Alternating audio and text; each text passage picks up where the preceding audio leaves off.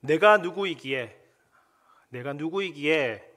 이는 하나님의 부르심에 대한 모세의 첫 번째 대답이었습니다. 내가 누구이기에, 여러분, 이 말에 어떤 의미가 느껴지십니까? 나는 아무것도 아니다, 나는 할 수 없다, 나는 자격이 안 된다, 이러한 느낌이 들지 않으십니까? 이렇게 하나님의 부르심 가운데 모세의 대답은 나는 할 수 없다 였습니다.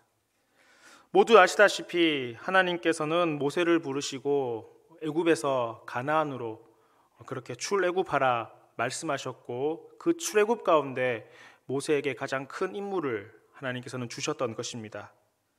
사실 하나님께서 모세에게 명령하신 이 명령, 이 출애굽의 명령은 세상의 상식으로 볼 때는 도저히 불가능할 것 같은 그러한 일이었습니다. 애굽은 당시 어떤 나라였습니까? 초강대국이었습니다. 제국이었습니다.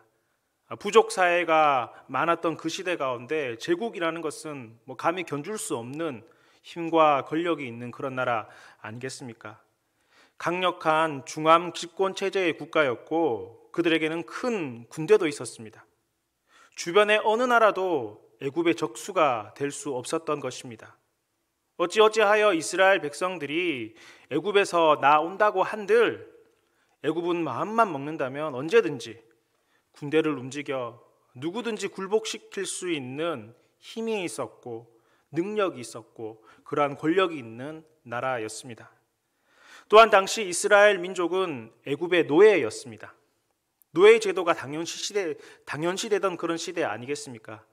노예 제도가 당연하던 그런 시대에 노예가 주인을 떠나간다라는 것은 도저히 상식적으로 납득할 수 없는 일일 뿐더러, 무엇보다 노예들이 이 종을 떠나서, 이 주인을 떠나서 다른 나라를 세웠던 일은 전무후무한 전례가 없는 일이었습니다. 이런 여러분, 외적인 상황들보다도 모세를 더욱더 당혹하게 했던 것은 이렇게 큰 일 가운데, 하나님이 생각하시고 계획하셨던 이 큰 사건 가운데 어떤 유명한 사람이 아니라 바로 모세 자신을 하나님께서 세우셨다는 그 사실에 모세는 굉장히 당혹스러워했던 것이었습니다. 여러분, 당시 모세의 신세가 그렇지 않습니까? 처량하기 그지없는 신세였습니다. 하나님의 큰 일을 행하기 위해서 모세에게는 아무런 자격이 없어 보였습니다. 그렇지만 여러분, 아시다시피 모세도 잘 나가던 때가 있었습니다. 히브리 족속으로 태어났기에, 또한 히브리 족속의 남자로 태어났기에 죽을 수밖에 없었던 운명이었지만, 그의 부모가 그의 자녀를 토부하게, 하나님 보시기에 합당하게 여겼기 때문에 모세는 부모의 기대로 인해서, 하나님의 은혜로 인해서 살 수 있는 길이 열렸습니다. 하지만 나일강에 던져져 곧 죽을 수 있는 상황이 닥쳤지만 하나님께서는 애굽의 공주의 손에 이끌게 하셔서 애굽에서 왕자의 신분으로 당대 최고의 교육을 받으며 부족함이 없는 환경 가운데서 성장할 수 있었습니다. 그때만 해도 모세는 장래가 굉장히 촉망받는 그런 젊은이였습니다. 그러던 어느 날 그의 삶은 한순간에 무너지고 말았습니다. 살인사건에 연루가 되면서 큰 부담을 느꼈던 모세는 애굽을 떠나 광야로 도망쳤습니다. 그렇게 그는 그날로부터 애굽과 또 이스라엘 백성들과의 인연을 끊은 채 40년 동안 광야에서 은둔한 채 생활을 했었습니다. 자신의 존재를 철저히 숨겼습니다. 자신이 그동안 배워왔던 학문과 지식과 관습과 자신이 가졌던 그런 모든 백그라운드들을, 배경들을 버려야만 했습니다. 그리고 그 가운데서 한 여인을 만나 결혼을 하게 되었고, 아무것도 가지지 않았던 모세는 그 처가에 머물며 처가살이를 하며 그렇게 지내고 있었던 것입니다. 도망자인 모세에게 있어서 가정은 유일한 안식처요, 피난처이기는 했지만 그의 마음이 얼마나 불안했겠습니까? 누군가 나에 대해서 조금이라도 알아본다면, 누군가 나에 대해서 조금이라도 알고 있다면 이 모든 상황을 버리고 또다시 도망자의 신세가 되어야 하는 그런 상황이었던 것입니다. 그러니 언제 한번 마음을 터놓고 이야기할 수 있었겠습니까? 매사 초조하고 불안한 심정으로 그렇게 지내야만 했던 것입니다. 여러분, 그러한 시간이 40년이었습니다. 40년을 그렇게 장인의 집에서 장인의 양을 보면서 초조하고 불안한 마음으로 지내고 있었던 것입니다. 여러분, 40년입니다. 생각해 보십시오. 그토록 긴 은둔 생활은 그에게 있어서 모든 것을 체념하기에 충분한 시간 아니겠습니까? 그동안 살아온 날만큼 그 40년 동안 은둔하며 지냈던 그에게 있어서 희망, 소망, 또 어떤 비전, 그런 것들을 가질 수가 있었겠습니까? 아마 모든 것들을 체념하기에 충분했던 시간이었을 것입니다. 말로 표현할 수 없는 시리와 좌절을 맛보았을 것입니다.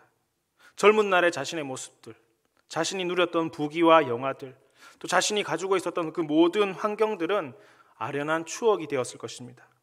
어쩌면 그러한 추억들이 떠오를 때마다 모세는 더 힘들었을지도 모르겠습니다. 내가 옛날에는 그랬는데 지금 이 모습이 어떤지, 내가 옛날에는 이러한 것들을 가지고 있었는데 지금 내게는 아무것도 없구나, 이런 상실감과 좌절감들이 어쩌면 모세를 더 힘들게 했을 것이고, 그렇기 때문에 어쩌면 모세는 그 젊은 날에 있었던, 만전에 있었던 그 삶의 모든 모습들을 잊어버리기 위해 노력했을 것입니다. 그렇게 40년이 지난 지금 모세의 나이는 80이 되었습니다. 그 즈음에 하나님께서는 모세를 부르셨던 것입니다. 그리고 모세에게 이렇게 말씀하십니다. 모세야, 이제 가라. 이스라엘 자손의 부르짖음이 내게 달하고 애굽 사람이 그들을 괴롭히는 학대도 내가 보았으니 이제 내가 너를 바로에게 보내어 너에게 내 백성 이스라엘 자손을 애굽에서 인도하여 내게 하리라, 이렇게 말씀하셨던 것입니다. 무슨 말씀입니까? 하나님께서 모세를 고용하시겠다라는 것입니다. 하나님께서 모세를 스카웃하신 것입니다. 모세는 놀랄 수밖에 없었습니다. 말문이 턱 막혔습니다. 상식적으로 볼 때 말이 안 되는 이야기이기 때문에 그렇습니다. 여러분, 나이가 80입니다. 80이면 인생을 정리할 시점이요, 또 뭔가 어떤 일들을 벌일 만한 나이가 아니지 않겠습니까? 물론 인생은 60부터라는 말도 있고, 나이가 무슨 대수이겠냐마는, 그렇지만은 여러분, 80세 정도가 된다면 어떠한 일을 벌이기보다 지금까지 해왔던 일들을 마무리하는 시점에 나이로 보는 것이 옳을 것입니다. 그런데 하나님께서 80세가 된 모세를 스카웃하신 것입니다. 귀를 의심해 볼 수밖에 없는 일 아니겠습니까? 도대체 여러분, 하나님은 어떤 기준으로 사람을 뽑으시는 것이죠? 여러분, 그렇다면 반대로 우리는 어떤 기준을 가지고 사람을 뽑습니까? 왜 하나님께서는 모세와 같은 사람을 선택하셨냐 하는 것입니다. 사람을 평가하고 채용하는 기준은 사람마다 혹은 공동체마다 다를 수 있습니다. 때로는 국가적인 정서가 반영되기도 하죠.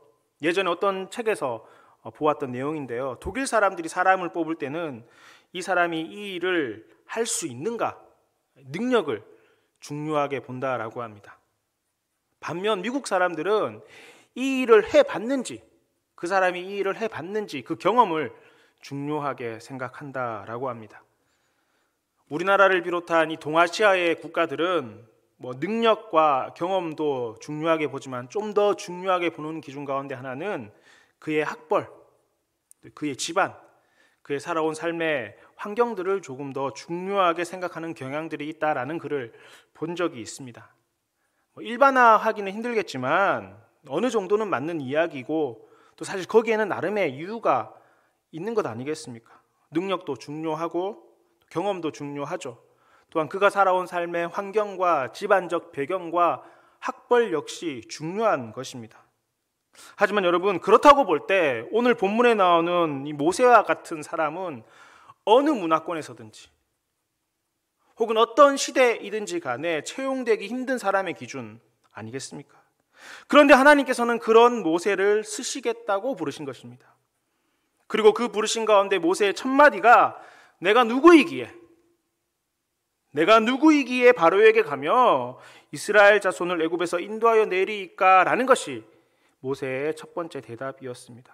이 모세의 대답의 의미는 나는 부적격하다라는 것이죠.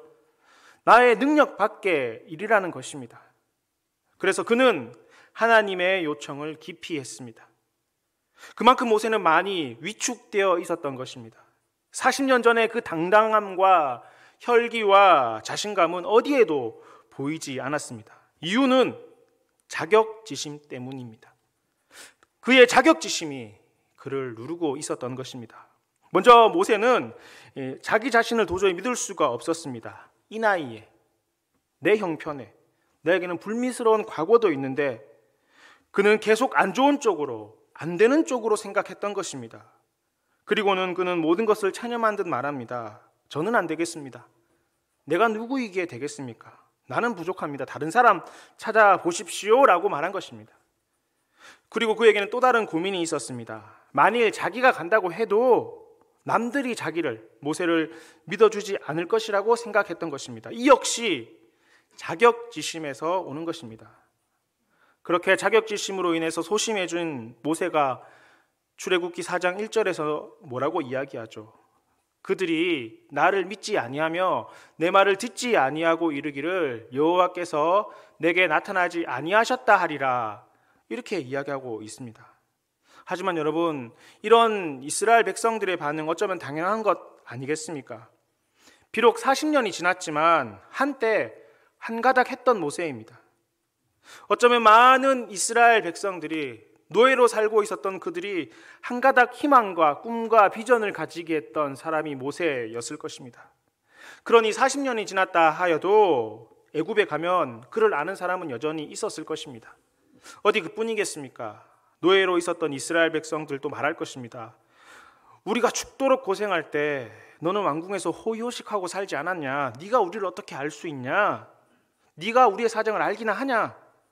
그때 그렇게 난리 쳐놓고 온다 간다 말도 없이 도망가 놓고는, 그래서 코빼기도 안 보이고 40년이 지났는데 이제 와서 한다는 말이 뭐? 하나님께서 너에게만 나타났다고? 너를 보냈다고? 출애굽시키라고 했다고? 당신 어디 실성한 거 아니냐? 아마 이스라엘 백성들은 모세에게 그렇게 이야기했을 것입니다. 더불어 모세의 이야기를 귓등으로도 듣지 않았겠죠. 실제로 이스라엘 백성들은 모세에게 여러 차례 원망하기도 한 것을 우리가 출애굽기의 내용을 통해서 잘 알고 있지 않습니까? 이렇게 모세는 동족들에게도 찍혔던 그런 사람입니다. 여러분, 이는 우리도 흔히 경험하는 것 아니겠습니까? 과거에 한번 찍히면, 소위 말해서 찍히면 그 선입관은 아주 굉장히 오래 가지 않겠습니까? 회복한다는 것이 참 어렵습니다. 그 사람 그 전에 실수한 경영이 있으니까 지금도 충분히 그럴 수 있을 것이야. 그 사람 성질 내가 아는데 사람 절대 변하지 않을 거다. 그때 참 게으르고 나태했는데 뭐 지금이라고 변했겠어. 그 사람 믿을 수가 없어. 하는 말이 다 거짓돼.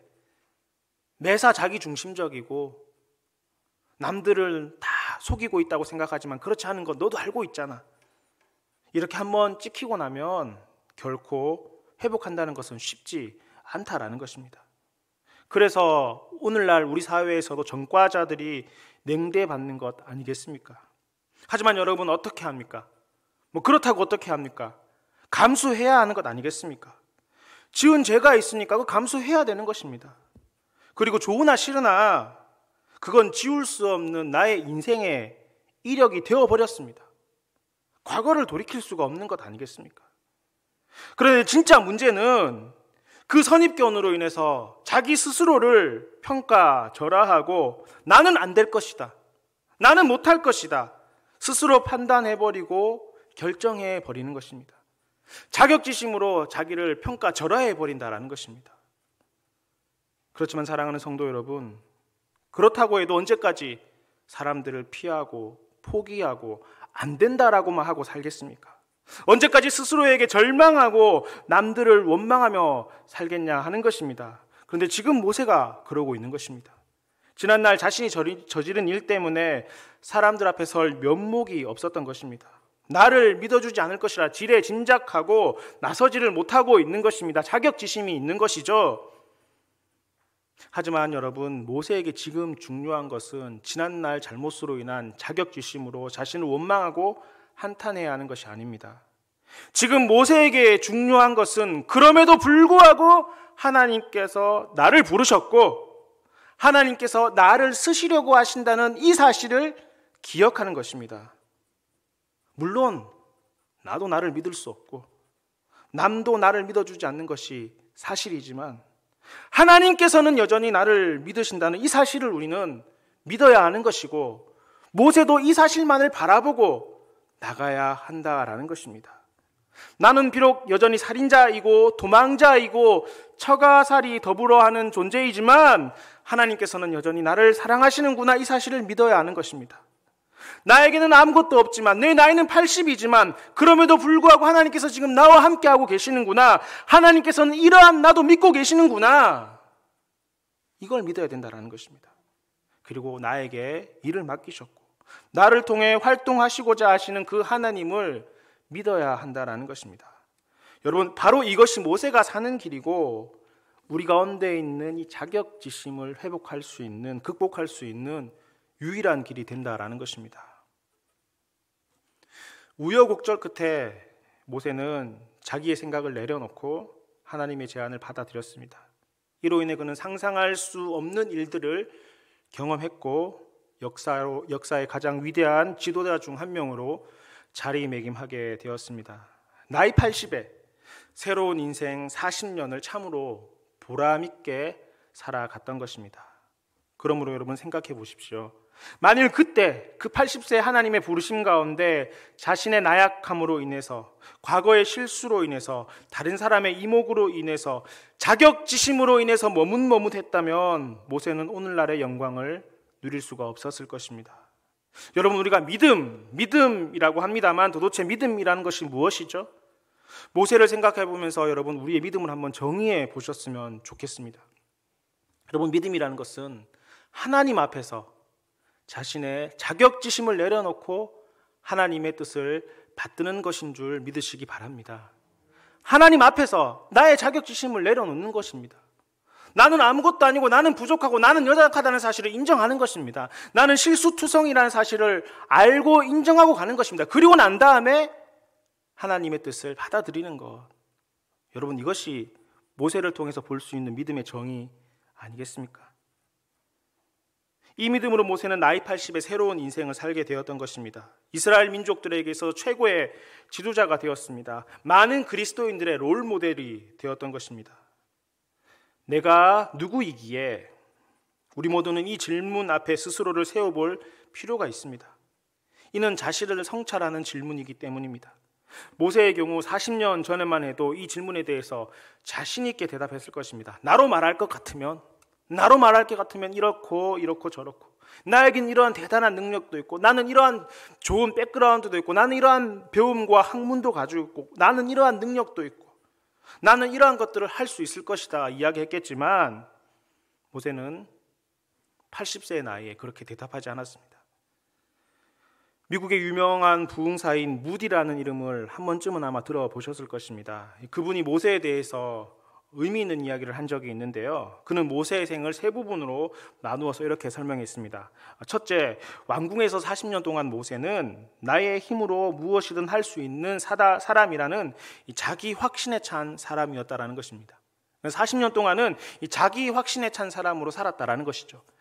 둘째, 광야 은둔 40년 동안 모세는 나는 이제 아무것도 할 수 없으며 하나님 없이는 나는 아무것도 아니구나라는 사실을 깨닫게 되었다라는 것입니다.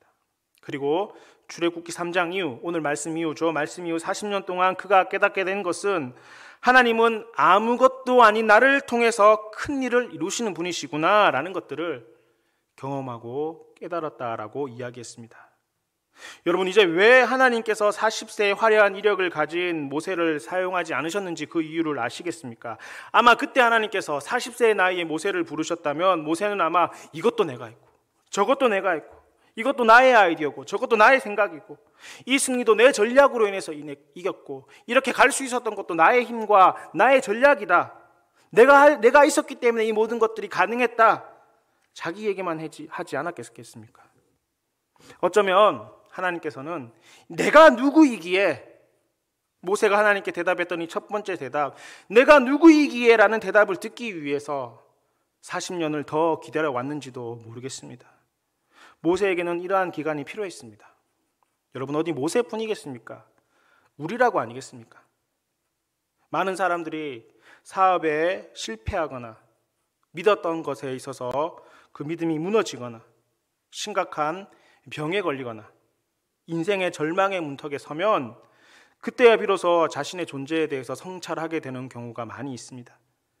그동안은 교만해서 내가 나를 가렸고 아무것도 없으면서 대단한 사람인 것처럼 나 자신의 성을 세워가는지 모르겠습니다.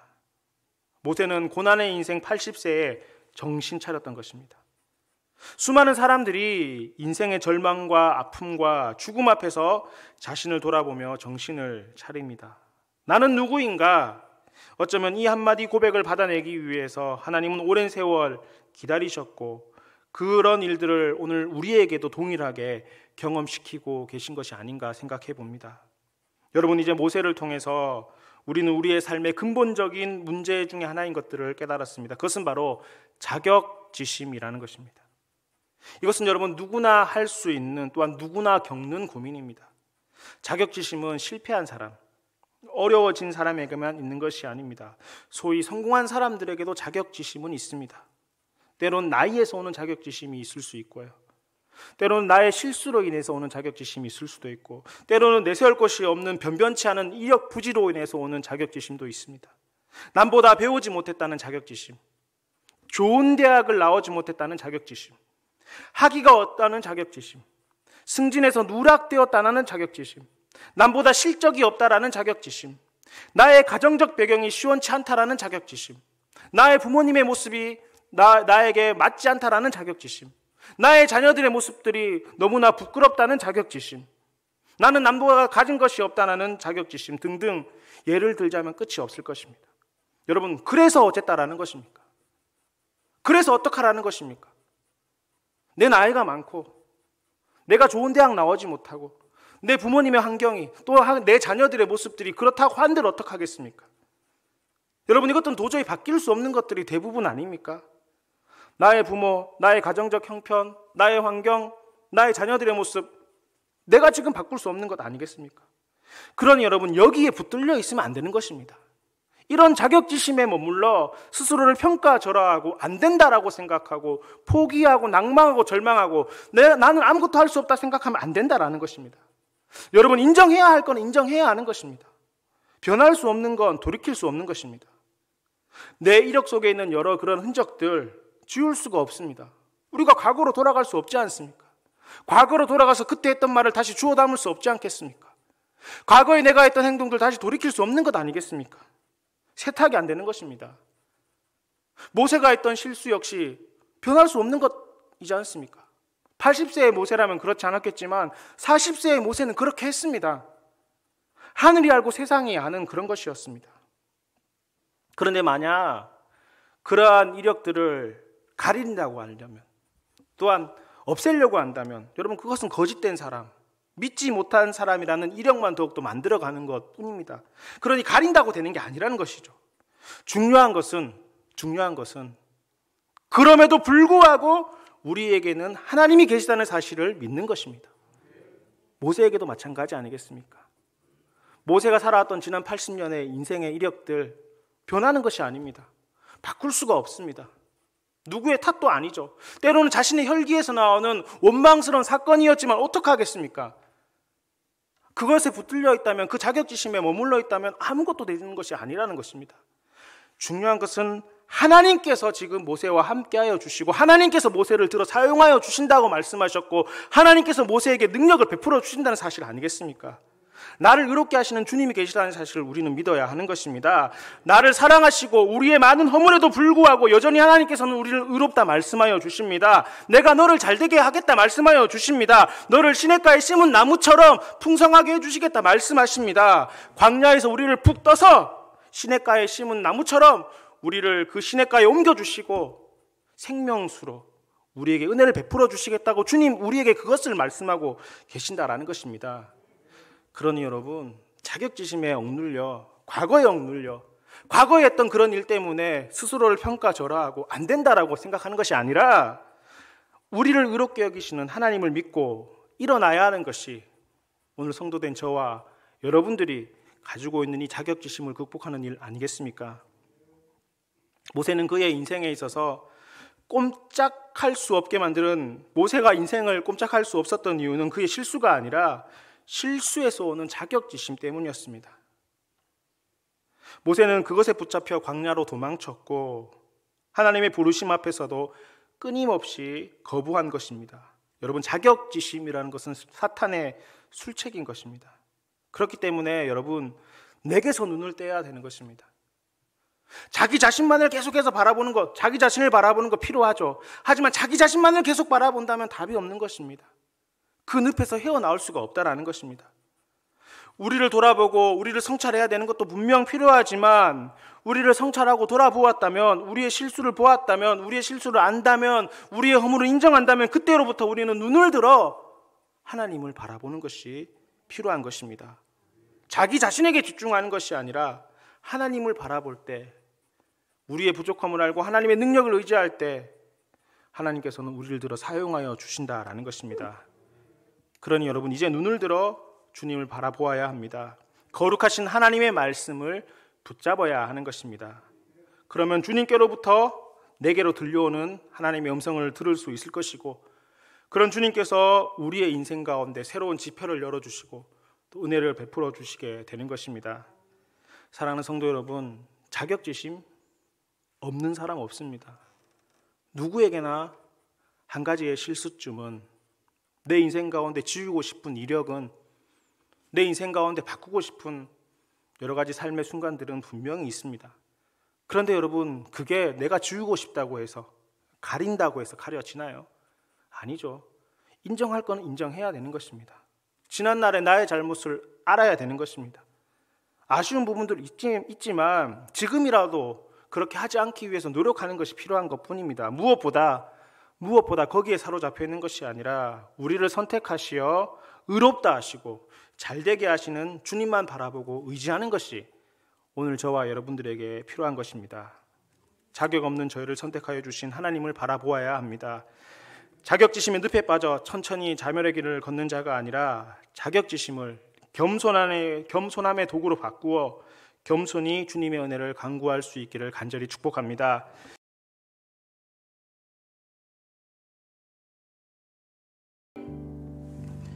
이제는 우리 주 예수 그리스도의 크신 은혜와 하나님 아버지의 놀라우신 사랑과 성령님의 교통하심이 모인 저희 무리들과 대치동 교회 모든 성도들과 주님의 몸 되신 교회 위에 이제로부터 영원히 함께 계시기를 간절히 축원하옵나이다. 아멘.